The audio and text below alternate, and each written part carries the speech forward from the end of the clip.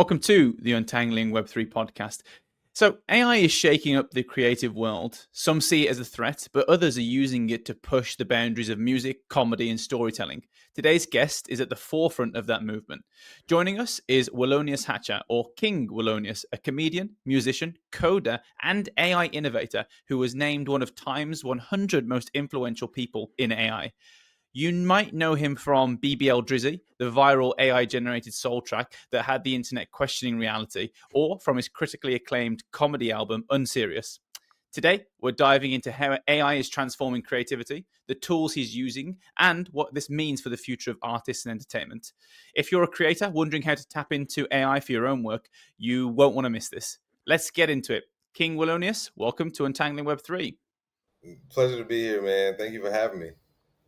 Yeah, I mean, like we're a tech podcast, so most of the people that we get on here come from the tech background. It's kind of like that's their origin story, and they're trying to disrupt other industries. But you start off as like a writer and a comedian. You have this character arc that comes the other way. It takes you into coding and AI. How the hell did that happen?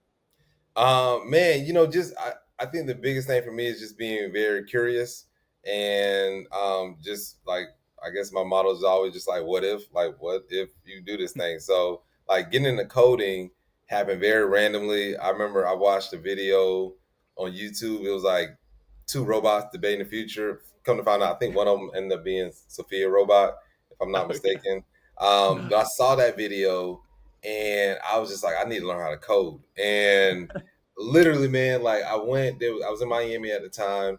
I saw the video on a Thursday. I found this coding boot camp in Miami. It's called Win Code. Called them that Thursday.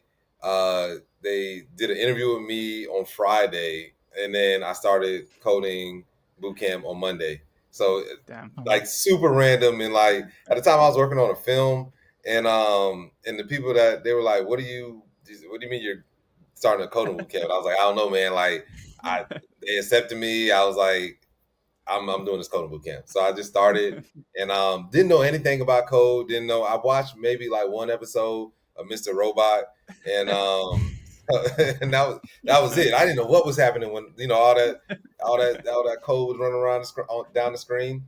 But I got in there and I was like super lost, man. Like just 'cause everybody else wanted to be coders, so they knew a little about it, and was able to get through it. And but that going to that boot camp really changed my life because it made me one not be intimidated by like software, and then like the mindset of a coder is just like you have to be able to like problem solve and figure things out. So they aren't like these challenges are just things that you overcome, and you just do that by just staying diligent and just being like, okay, let's reiterate. Do we have to go to Stack Overflow? Like, what do we need to do? But yeah, that just gave me that growth mindset of just like, yeah, I can figure this out. Like, I'm gonna just stay, stick to it, and it all worked out at the end. So very grateful, man. Like I appreciate programmers so much more actually, like after learning about their world and how much work it actually takes to be a really good coder. So that was like the start of my journey. And yeah.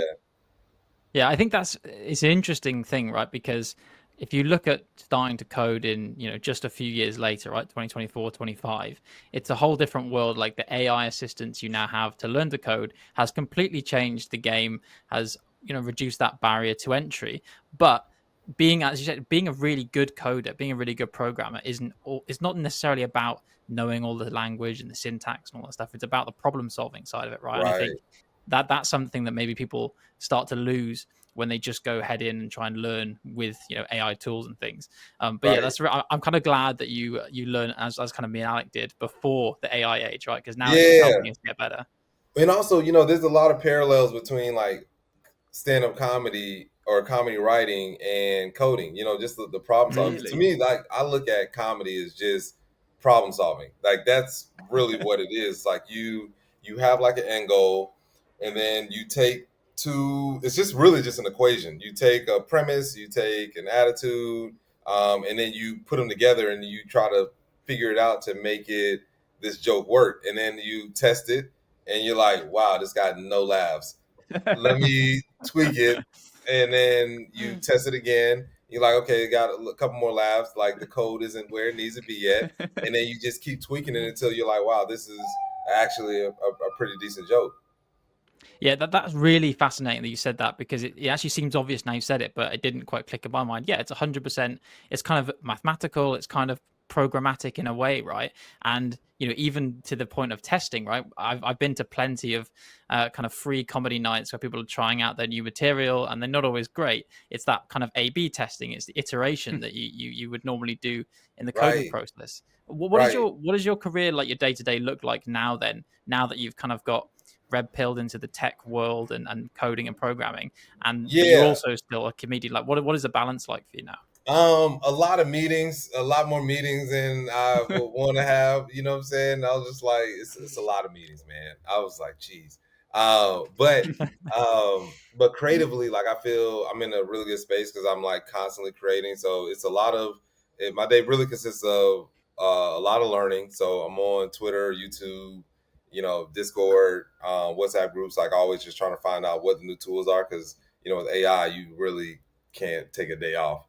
And then it's just building. So constantly, making music, making films, generating images in Midjourney, and testing out all the new tools. Like vibe coding is really dope, like a thing now, which I love the name. And then I'm doing a one-man show and about to get on the road. So I'm back now in the streets doing stand-up. So in the last like Nice. 2 weeks, I've really been outside doing like the comedy stuff, and it's so crazy because like now it's like I go out and I do stand up and I'm like, oh my gosh, like I'm missing out. Like, what am I? Is there something that's happening online? Like, am I missing stuff on? Yeah. I spent so much, I've spent so much time with AI just like staring at my computer. So with stand up, you can be out 4, 5, 6 hours, maybe more.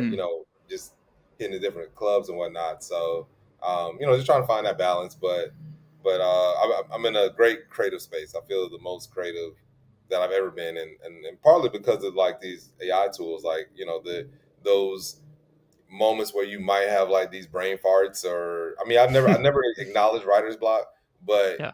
not you just feel so empowered because of these Mm. tools. It's like I can, if I think something, I can kind of figure it out, like how to create it.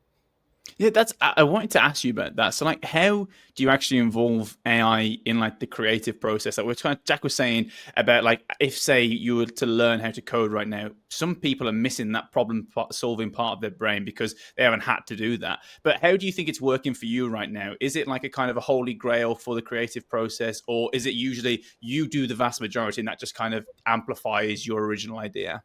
Yeah, pretty much just amplifies what I want. So I mean, I start the day off like I normally like journal and just kind of think about things that I want to work on or things that kind of like where I want to be at, and then I reverse engineer it with like Chat GPT. So I'll Mm. just be like, oh, or Claude, mostly Chat GPT. I like Claude and the rest of them, but Chat GPT is my baby. So, but I'll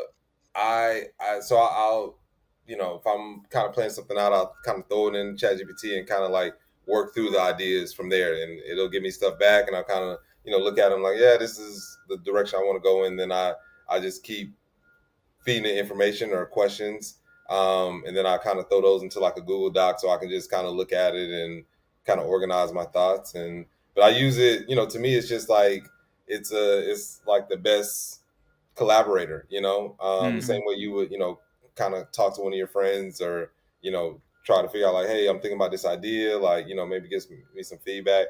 I now I use the AI for that. It And gets dystopian when you start talking about it like that, right? It's kind of a bit yeah, I know, scary. man. I know, but it's like, for me, I'm in my head so much, so it's just Yeah, good to like get the ideas out and kind of look at it on paper, and then I don't have to spend a lot of time like typing things out, so I can get it there quickly, take yeah, this yeah. out, cut this, cut that, and then go back and then I mean, it's you still have to implement everything, so it's not a one-all solution, but it does help you just get a little bit more clarity as far as like ideas or things that you want to execute on.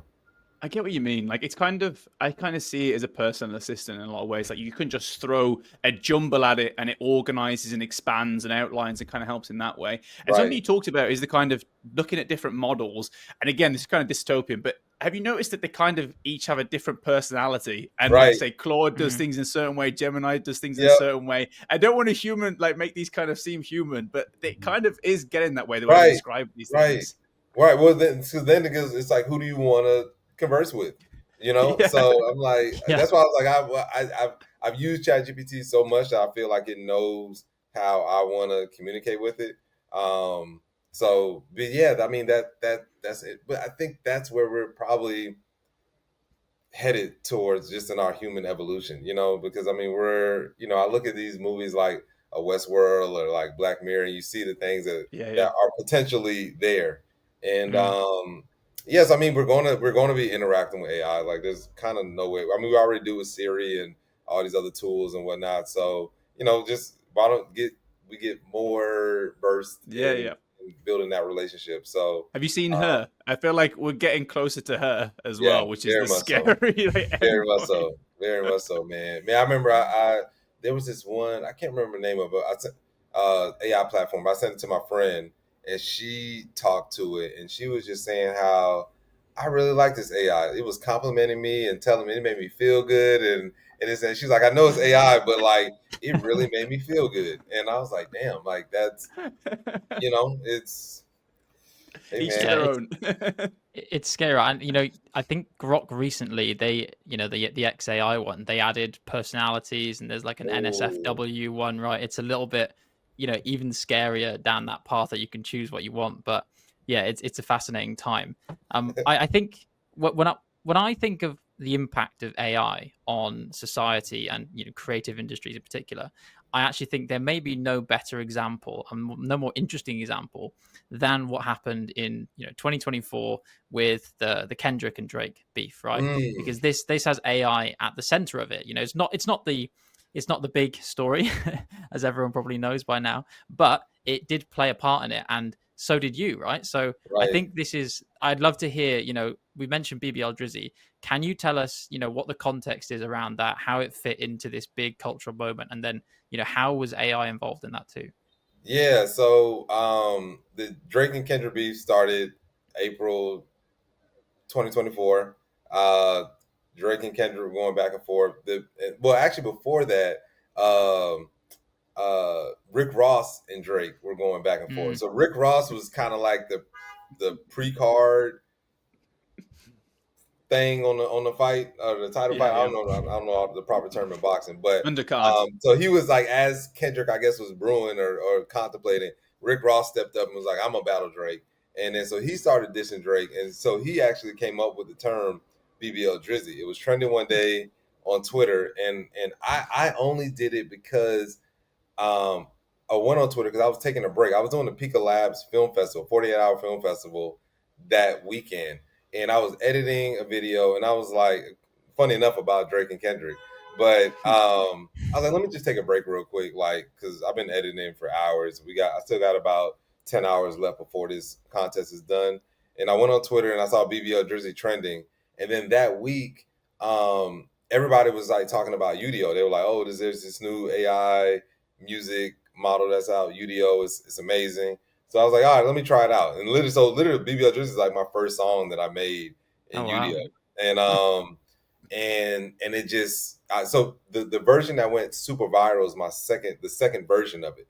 I made two versions, put out the first one. That one got like 1 million hits as well, and then 30 minutes later, I put out the second version. But the second version, I was like, this one sounds really good too. But I was like, I don't know, I already put out one. I was like, you know what?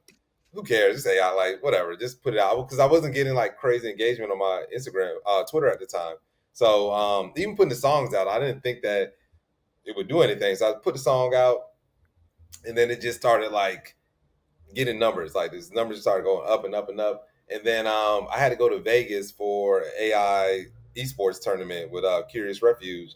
And I remember getting on the plane, my phone died, and then I went to sleep, woke up, and turned my phone back on. It was like 1 million hits, and it was like insane. So, but like in the midst of that whole beef, there was a lot of AI conversations. So Drake used AI to clone his voice, or clone Tupac's voice, and then he rapped his Tupac.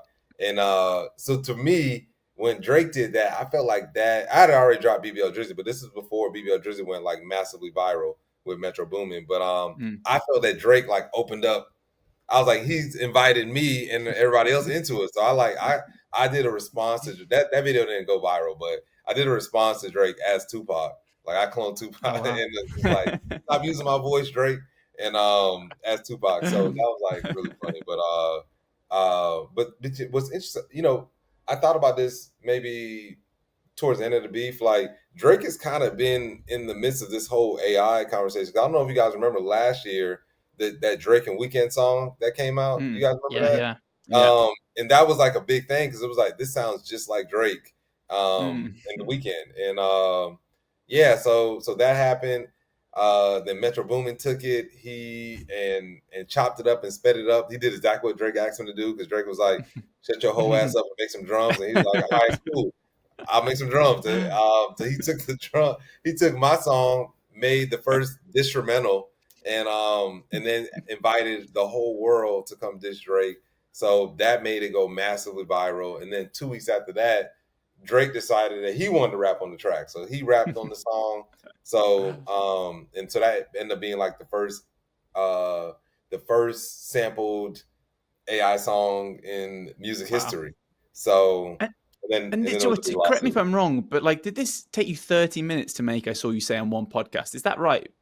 Yeah, it was about 30 minutes from like making the song, because I wrote the song like super fast. So like, I've been making songs for, I definitely put my 10,000 hours in songwriting, because before I was doing stand up and I was like making music. So it's crazy because like what I did was what I've always done. Is like I used to just, anytime something was trending, I would just make a song about it.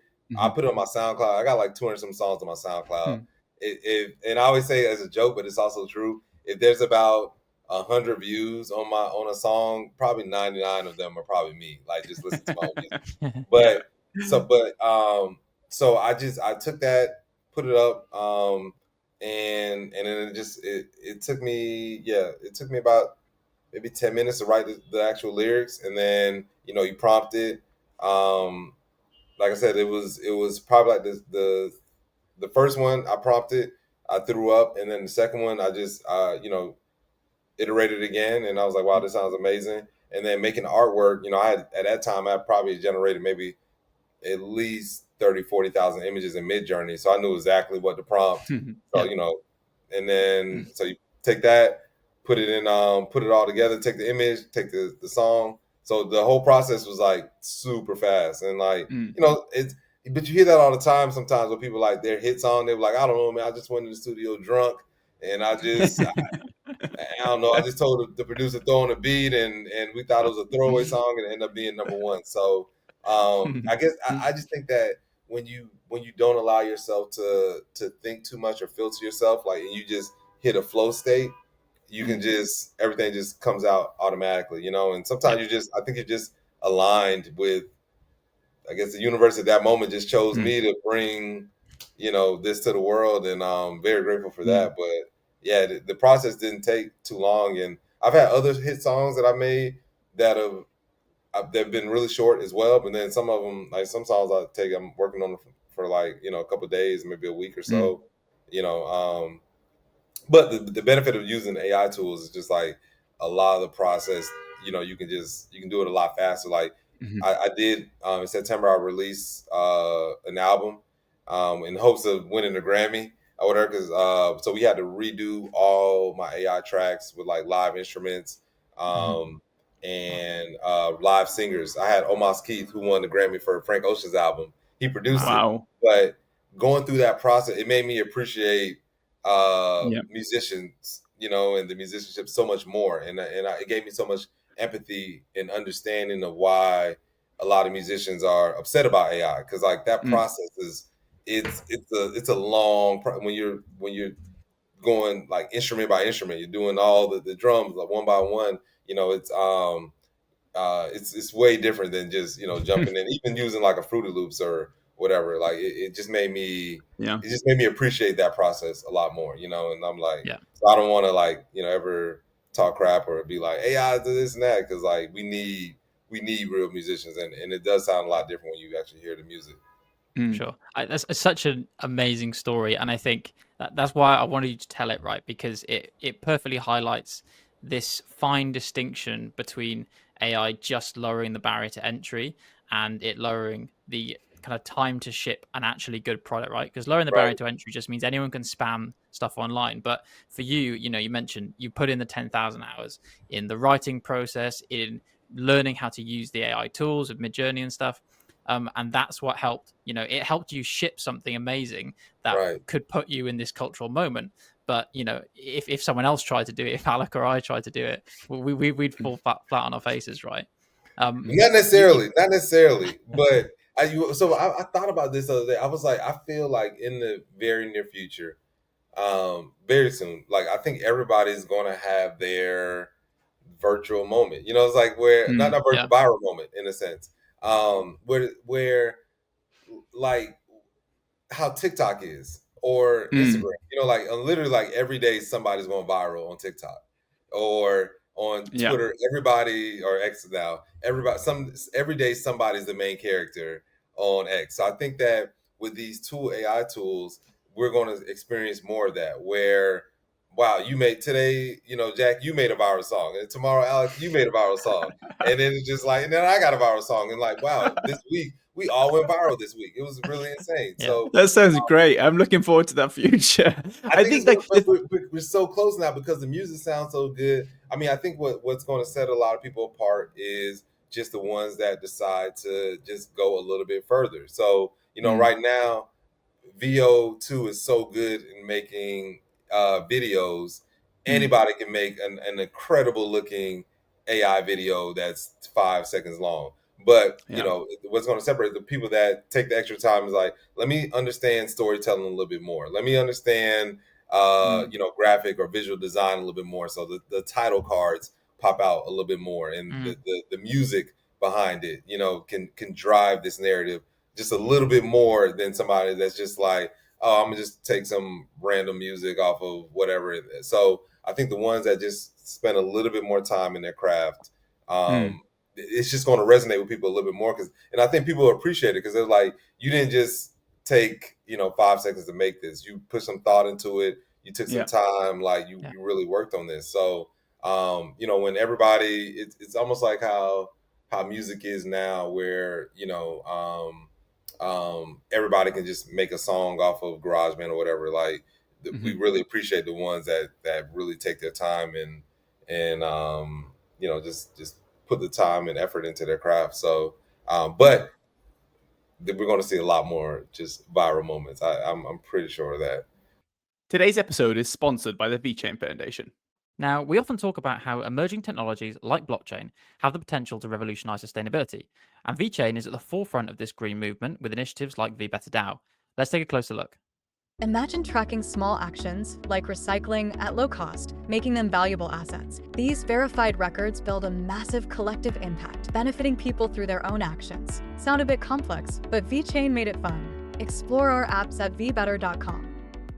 VChain's goal is to power a new era of sustainable solutions. So if you've got an app idea or just want to earn rewards for small, sustainable actions every day, go check out vbetterdao.com to find out more.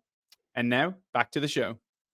I think that aligns with like people shortening kind of attention span as well. It's like everyone's got 10 seconds and 10 seconds is all that people can like focus on these days. So yeah, I think you're definitely right. I think like it kind of aligns with, you heard like the dead internet theory as well, where it's like most of the content online right now is actually AI generated. And it's going to be like AI is generating content for some AI elsewhere. It's like, what is real anymore? It's kind of scary. Right. And I kind of got a question on this. Do you get like, what's been like, have you got much heat, say, from the creative community? Because you're a creative, and like a lot of the kind of say like writer strikes and stuff like this was around the idea of AI replacing things that shouldn't necessarily be replaced. Is there like kind of a heat side as well as the community give you some like stick for this kind of stuff or not? Yeah, it's I'm glad you asked that, man, because like, so AI really, I'm sorry, the writer strike really got me into AI, which is funny enough. Because Yeah, that's weird. I was doing a writing TV writing fellowship, and I had like a bunch of meetings and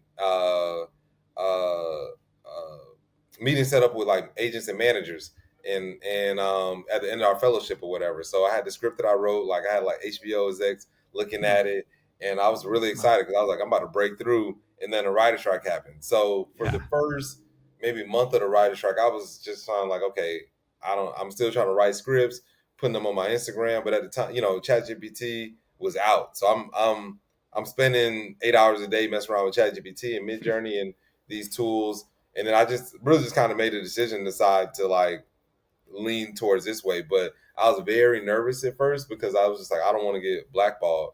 And I I'd be in group chats with my friends and whatnot, and that are writers, and they would just be like, FAI and da da da, and but I found that a lot of them that were saying that never used the tools. So I feel like once people start using the tools, then they're like, oh, this is actually kind of dope. And also there's a lot of people that use these tools that don't talk about it. And that's what I found as well. So there's a lot of people that use ChatGPT. They just because they don't want to get, they don't want to lose their credibility, So they're just like, oh, you wrote this with using ChatGPT. Has everything you've written been by ChatGPT? So I think that's been, a reason that a lot of people don't embrace it. But as far as me, man, like I just don't really pay attention to it because like I'm having so much fun, like messing around with these tools, and I just feel so empowered as an artist because like when I would have an idea for like a TV script or whatever, like I can actually make a movie trailer and show you instead of doing a pitch deck, I can actually show you and make you know what this movie can potentially feel like. But I've received some hate, but I literally just don't pay attention to it. I just kind of just laugh it off because, people be like, oh, you're not an artist and this and that. And I'm like, you don't know my journey. You don't know how much time I put into all these different things. But, a lot of times there are a lot of trolls, and then they're, and I do understand the frustrations of people that think that AI is going to like steal their jobs or whatnot. But I was just like, my stance has been like, man, like to be honest, like if you're making X, Y, and Z, and you're doing Avengers, whatever, I'm not hiring you anyway. Like you're not working for me. Like let's be honest. I don't even have the money to pay you. Like, You'll be fine. Yeah. So like I don't know. It's not me. Like you weren't ever gonna work for me anyway. But so, but yeah, man. I think whatever you do, if you're having you're passionate about it and you feel like you're in your purpose, then all those things really don't really matter. And then plus it's so much to do that you don't even have time to like really think about it, in the essence. Just like, oh, okay, they're mad. Well, I don't know. Go make something so you don't be mad anymore.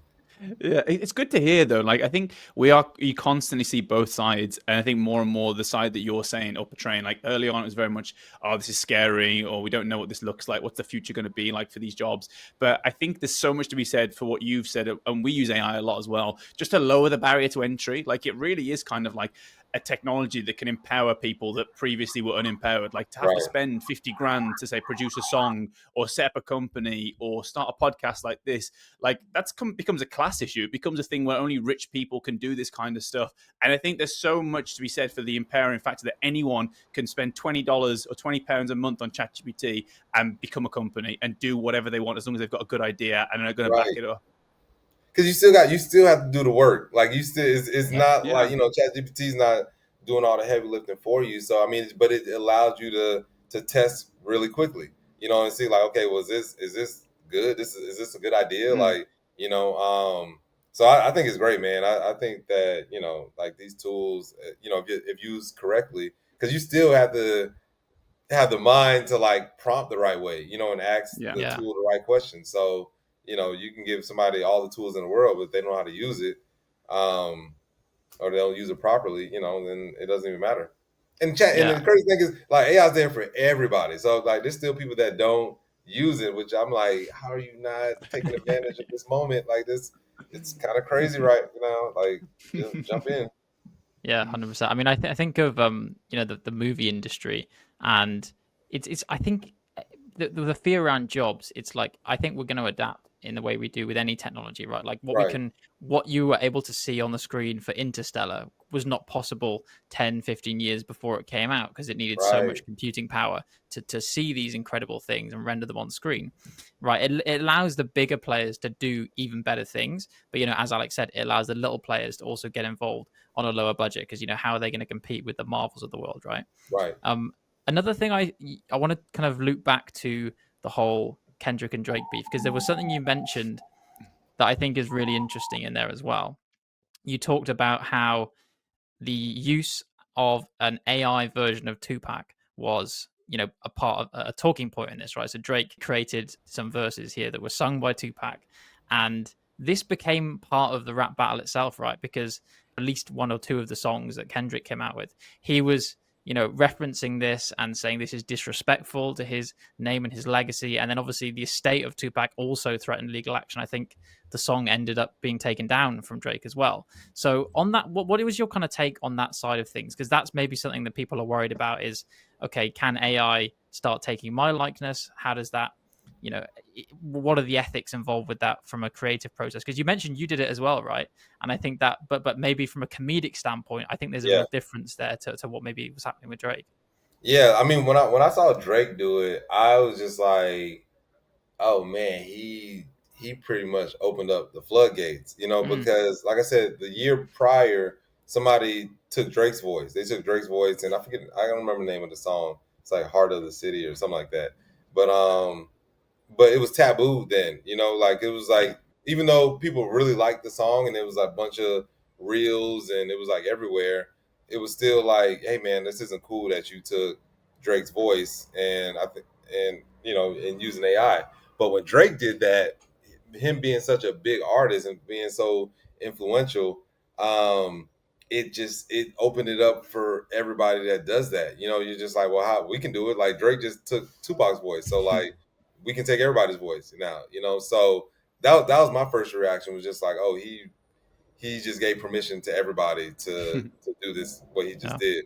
So my response was just like, just want to be funny, and I felt that, I felt my Tupac flow was a little bit better than his, to be honest. Like there was certain like things that Tupac does with his voice. Like I was like, yeah, you didn't really sound it, but like I think, that is an interesting thing, because like it's so easy now to clone a voice and use somebody's likeness and whatnot. So there should be some type of regulations on that, because if I want to make a Taylor Swift album, I can do that, and be monetized, and then whatever it is, what I'm saying? So I just think that, there just has to be a way to protect artists. I'm an artist myself, so I would never take the stance that AI should eliminate artists. Like we need the original people, and we need them to be, compensated for what they contribute. Yeah. I think it's often underappreciated, like what they contribute culturally. I think like going like further with this, like a big stepping stone, and things that I've started to see is like the ideas of AI agents and AI personalities, and when you basically create something new, an entire entity that is new. What do you think about the idea of like virtual comedians, like AI generated influence? You see some of them on like Instagram and TikTok these days. Do you think that's going to become mainstream? Like, will people connect with that, or? Yeah, I definitely think you'll see a lot more of that. When I think about that, because like I go to the metaverse sometimes, and you go into what does that mean? What does it mean to go to the metaverse? Like, like the Oculus, okay, Horizon Worlds, or nice. I loved Allspace when that was around. But you would go in there, and you essentially you kind of get lost in essence. You kind of forget that you're in a virtual world. Like you're with crazy people. You're in the club. You're drinking, which is crazy. Yeah, weird. And people are like, "Yo, you want to buy me a drink?" And I'm like, "Yeah, I'll buy you a drink." And you're like, "Oh," and you're dancing and stuff. It's wild, because they don't even have legs. They're just like a torso and a head. But but you feel like you're in this world. You know what I'm saying? So with that environment, you can, I don't know, you might eventually feel like, if it was somebody that was like straight AI. For example, so like I was at the MIT Reality Hackathon last June, in January this year, and we built my team. We built a virtual reality battle rap app, and what it was is like you go into the Oculus and you rap to a AI avatar, and it raps back to you, and then you rap. It takes what you say, and then so you're like, hey, your shirt looks like a banana, and whatever, and then it'll be like, oh, my shirt looks like a banana. Well, you look like an avocado. I don't know. I don't freestyle really well, but it's a but very it takes sanitized whatever you version. say, and then it raps that just the same way a battle rap. And then obviously, like, it's AI, so it's not amazing, but I would want to interact. Once it gets to a point where it's like really good, I want to interact with it. I talk to my open ChatGPT voice bot all the time. Like, I'm just like, hey, I'm thinking about this. Like, tell me. And then it sounds so conversational that like I just enjoy talking with it. So if it's good, if it's really good, I think people would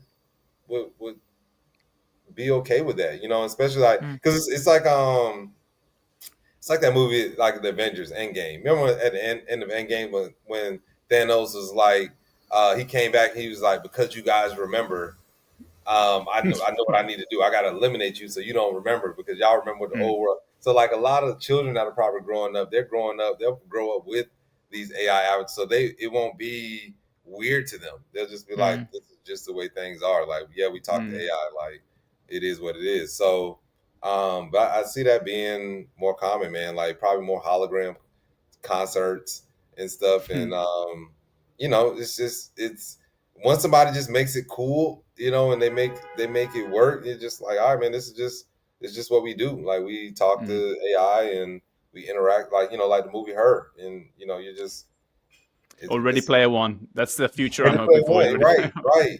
So it's not out the realm of possibility, and like I do it. Like I'm not like obsessed with it, but I'll interact with my AI, and so I would never say never. I think this new season of Black Mirror that's coming out next month, this will be very telling. Yeah.